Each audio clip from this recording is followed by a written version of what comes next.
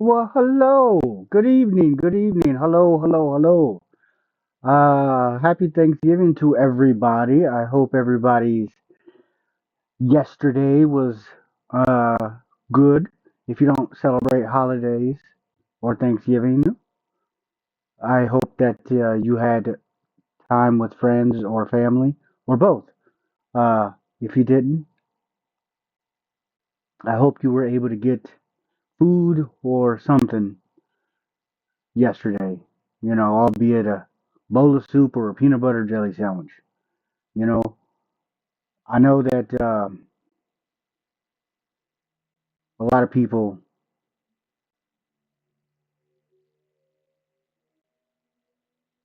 are going through rough times right now, but just keep your faith. Keep your faith in God, and if you don't know God, get to know Him. Find yourself the right people to hang out with and be around, and positive, like-minded reinforcement.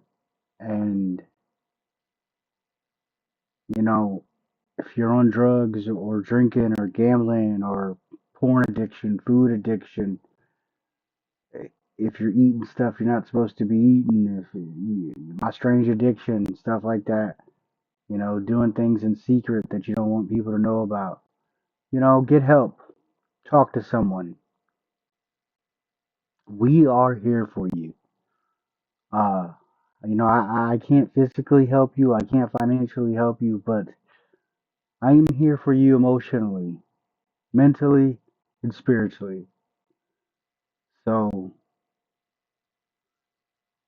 you know, as I begin, I like to start out, like I said, things will change with each video, and I want to pray,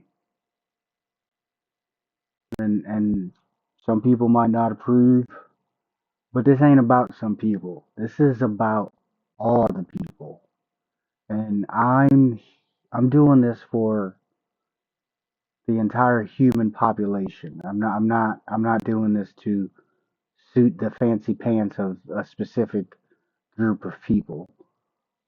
I am doing this for every single human being on the earth.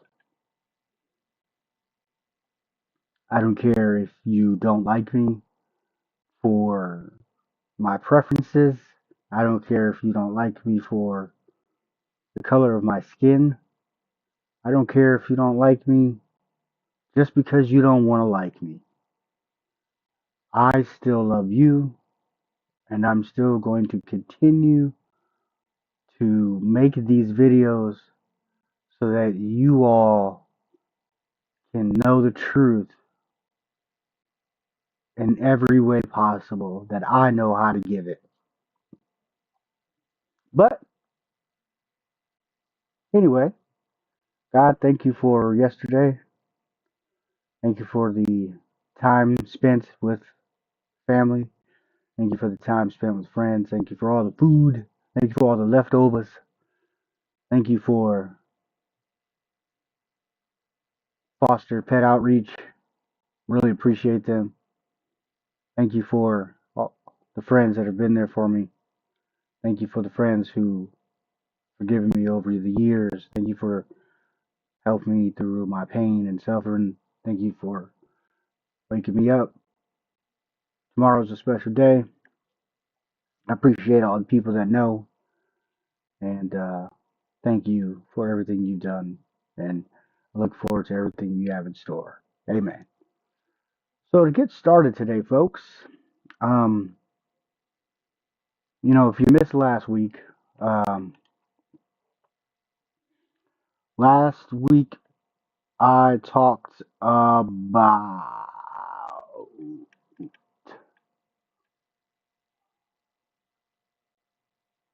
about censorship and just regular language, regular words, regular talking, words that you've been pretty much using your whole entire life, or have you seen or heard people use their whole entire life, being censored, and that's what I talked about. And today I'm going to talk about the history of the words that are being censored. Because without history, um, we would have no knowledge. We would know nothing. We wouldn't be able to build houses. We wouldn't be able to cook our food. We wouldn't know what temperature to put our chicken and fish and pork. So history is very important. Um, it helps us to not make mistakes. It helps us to advance. It helps us to improve. It helps us to continue to flourish as a society, as a civilization. So history is very important, and with censorship, we're going to lose some of that history, if not all of it, because it's being reshaped to curtail and fit the ideology and propaganda of the lies that we are currently being fed. I mean, you can eat the lies if you want to, that's your choice, but that doesn't make it true. You know, as you've always heard before, there's three sides to every story: yours, theirs, and the truth. Well, I'm here to speak the truth. So it's not just the past, it's the foundation of the future, your future, my future, your children's future. If you don't have children, your nieces, your nephews, your grandchildren, your stepchildren, your godchildren, your adopted children, um, it's their future that we're talking about here. It's the records of what we've endured. Like I said, history, lessons, what we've overcome, and what we must never repeat. That's why there hasn't been another nuclear bomb dropped after Hiroshima and Nagasaki, because history taught us to not ever do that again. And again, I said this last time, you can teach ideology, you can teach propaganda, you can feed propaganda to children, but you can't teach history if the words are forbidden. You can't tell the truth if the language of the truth is banned. You know, and I know you all know what banned means. It means no more, not allowed. You know, if you get banned from somewhere, you can't go there. You know, uh, your account gets banned, you can no longer use it. Your credit card gets banned, you can no longer use it. I mean, y'all know what the word banned means. So if you think about it, slavery, it defines centuries, and not just in America. Slavery has been around for a very long time. It defines centuries of human suffering, wars that have reshaped nations, violence has scarred communities. But if you erase the words, you erase the memory. Because you'd be like, you think, man, that word's on the tip. It's on the tip of my tongue. You can't remember the word, so you can't remember how to describe it because you don't even know what the word is. So,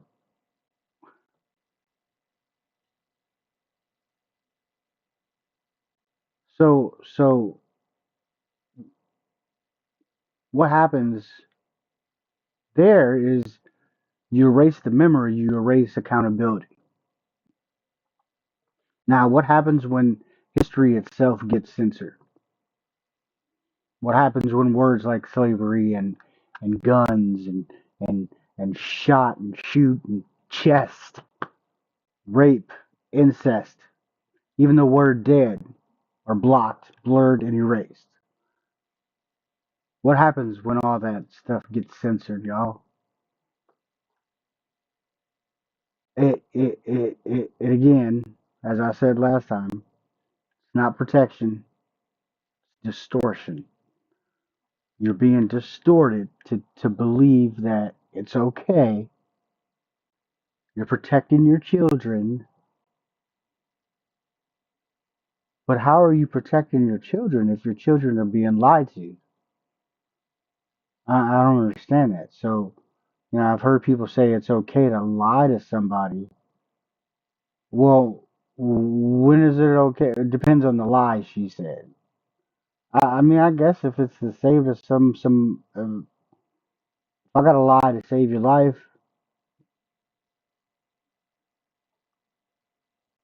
still lying. Regardless if your life is saved or not, I'm still lying. I'm still being dishonest. My integrity is still flawed, regardless if your life is saved or not. It doesn't make me a bad person because you died. It makes me a bad person because I lied. Now, there's nothing safe about that. That's control. It's not compassion. It's manipulation. It's not shielding children. It's blinding them. That's why. How does a 6-year-old? I heard what she said. She said my 4-year-old said niece said no. They them they them they them. Things that never happened for 100. He said, and I'm just like, you, if your niece did say that at 4 years old, you taught her to say that because she doesn't have the cognitive ability to think like that, nor nor is their brain even on that level. So the only way a child would know that is if you taught it to them. It's not preserving society. You're rewriting it. That's what they're doing. They're not protecting truth. It's erasing it. That's what's happening right now with all of this censorship of all of our speech. Now, look at other nations with their censorship, and they've long restricted speech way before we have. And some countries, criticizing the government is an absolute crime. I mean, you could be jailed for life, killed. I mean, it's treason in some countries.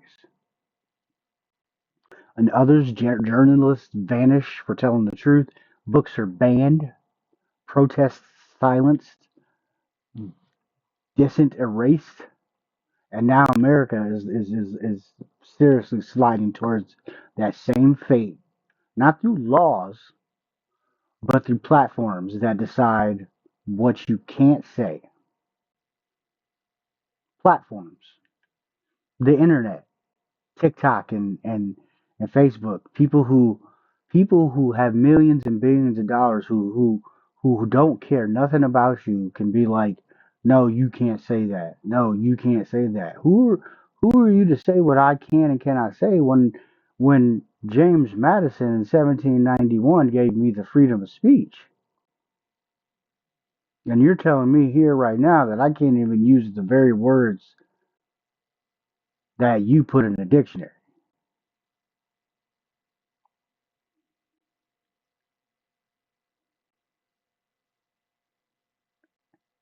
And the worst part about it, what you must say to stay visible. Let them see you. Speak your voice, speak your mind. But if you're going to speak it, make sure the things that you're saying are true. Make sure the things that you're saying are things that are going to be viable to the human society and it's going to help us build up each other and make us better. Not just for you, but for everybody, because we all got to live here. You know, people act like it's just them. But if you look outside your window, there's everybody on each side of you. Unless you live out in the country, you just can't see the people that live next door to you. But they're still out there. Here's the irony. The irony of it all is that the internet never dies. Once your video's out there, your pictures, all your posts, it lives forever.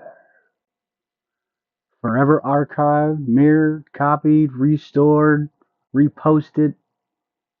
The digital footprint is permanent, y'all.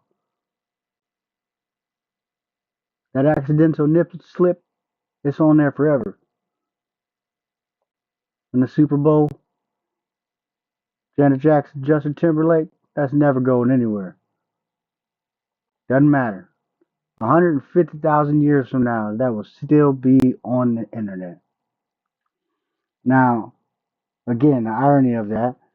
Now, the very history, as yet, they are erasing that very history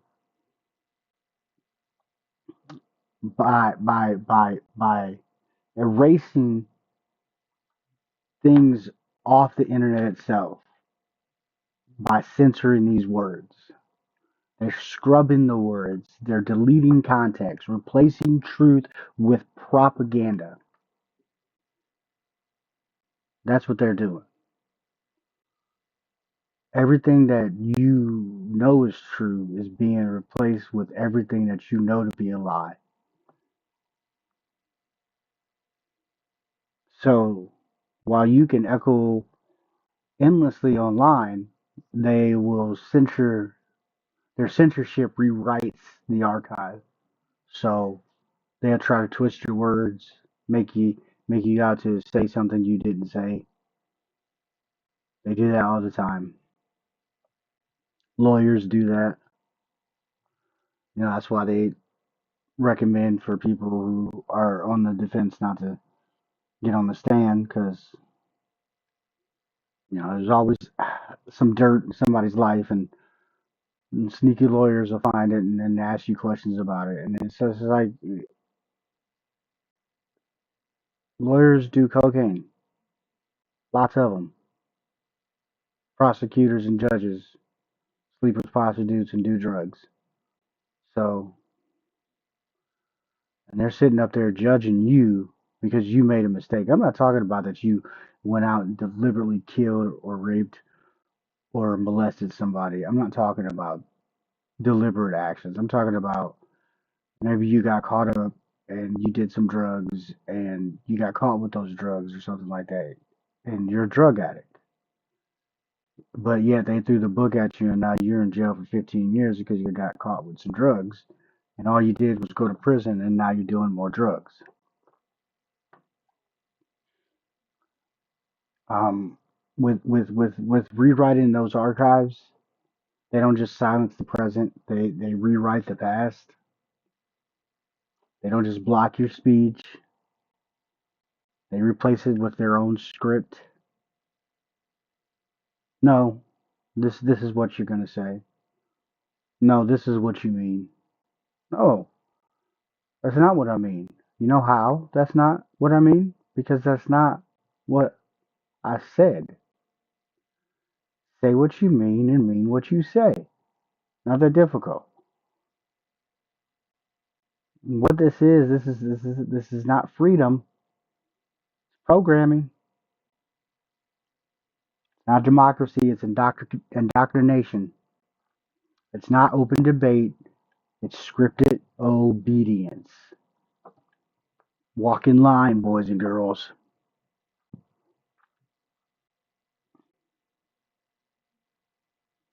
What's truly dangerous is this, everybody. When you erase history, you erase humanity. You know, um, for example, if you're the last male in your family and you don't have children, your last name will die. Erased.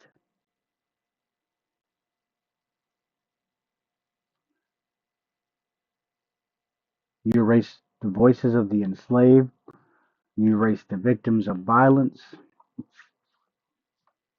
You erase the lessons carved into blood and struggle. Your struggle. Our struggle. Everybody's struggle. Even the people who were born into money, they struggle. They might not struggle in the same capacity that we struggle, but they struggle in the same context because they're human. And when you erase those lessons again, you erase those lessons that are carved in the blood and struggle, and without those lessons, the cycle begins again and again and again and again, and you never break the cycle. I know y'all know that concept of breaking the cycle. Who's going to break the cycle? When are we going to say, hey, enough is enough? Let's not live like this anymore. Let's be better. And boom, the cycle's broken, and we start to move forward and progress. So again, tonight, everybody, I'm not here to whisper. I'm not here to conform. I just can't do it. I'm here to remind you that history is not optional. It's not negotiable.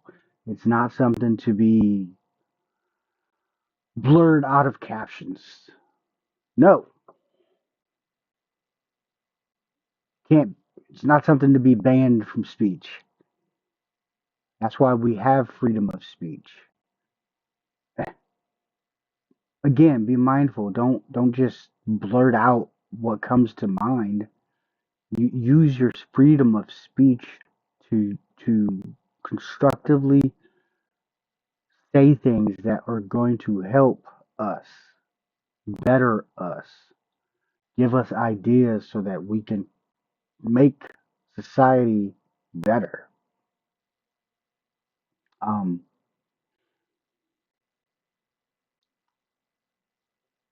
it's not something to be blurred out captions or banned from speech. History is truth. Um, Truth must be spoken no matter what, no matter how uncomfortable, no matter how offensive, no matter how raw. If the offensive is the truth, then it must be spoken because it's the only way we're going to progress forward. We can't progress forward if nobody tells what's happening. We call that browbeating because if you can erase history, everybody, then you can erase accountability. And if you can erase accountability, you can erase justice. And if you can erase justice, then you can erase the future. And what's the point of trying if we don't have a future? What's the point of having kids and families and getting up and going to work and taking care of your cats and dogs and having Thanksgiving dinner if there's no future? There's nothing to live for. There's nothing to look forward to. You have no reason. So let's give ourselves more of a reason to do better, and let's start living by that. That's why we speak, that's why we fight, and that's why we remember right here, right now.